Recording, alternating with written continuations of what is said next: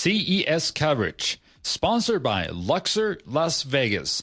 Get to the point. Rooms start at $40. See TPN.TV for the Luxor advertisement, which is the gateway to savings. Hi, this is Andy McCaskey from the STR News and the Tech Podcast Network. You know, there are all sorts of reader devices that are available on the market, but one that's been particularly popular in my family has been the Barnes & Noble Nook, the black and white version. But gee, things have changed.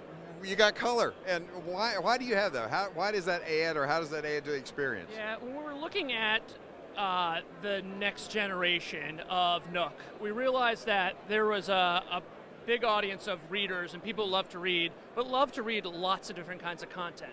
So not only books, but books, newspapers, magazines, children's books, and that to unlock that kind of content for that addressable market and for those passionate readers, that the combination of color and also touch really both allowed for that content to come to life and also incredible performance and functionality.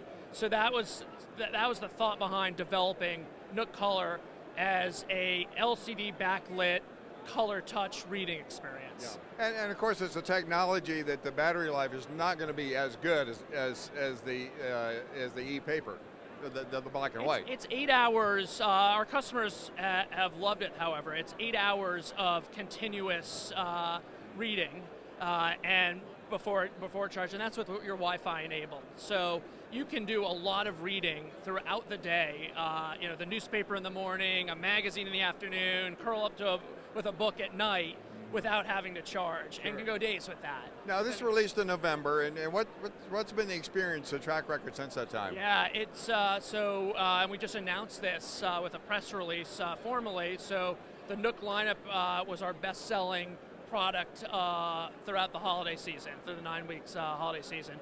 We've been thrilled with the response, both from the reviews, but most importantly from consumers. And so, been thrilled with the response. It's been great, and that market for people who love to read all this different kinds of content has been overwhelming for us. And so, we're really excited about what we've seen and what's to come. Yeah. And so, even if you don't own a Nook, you can still other applications with the iPad, for example. Yeah, we support. We have reading applications where you can have a digital reading relationship with Barnes & Noble through iPad, iPhone, Android, and so you can extend that. You can either use those as your sole reading relationship and digital reading relationship with Barnes & Noble, or you can have it as a complementary source. So you're reading a book on your Nook Color or your Nook 3G or Nook Wi-Fi, and you can bring up your Android phone application and continue on with that on that same page.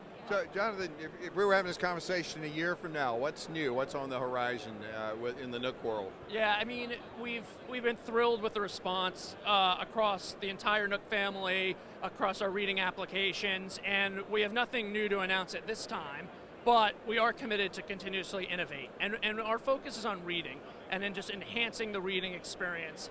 And we're committed to that kind of innovation. So I'd expect to see continued innovation on the reading front as we try to reshape what the future of reading is all about. Absolutely. Where can people go for more information? For more information, obviously you can go to any of our stores where we have our booksellers can provide lots of great information on all our digital reading experiences, as well as Nook.com. Yeah. Excellent. Well, listen, I hope you have a great show. You too. Thank you. This is Andy McCaskey for the Tech Podcast Network.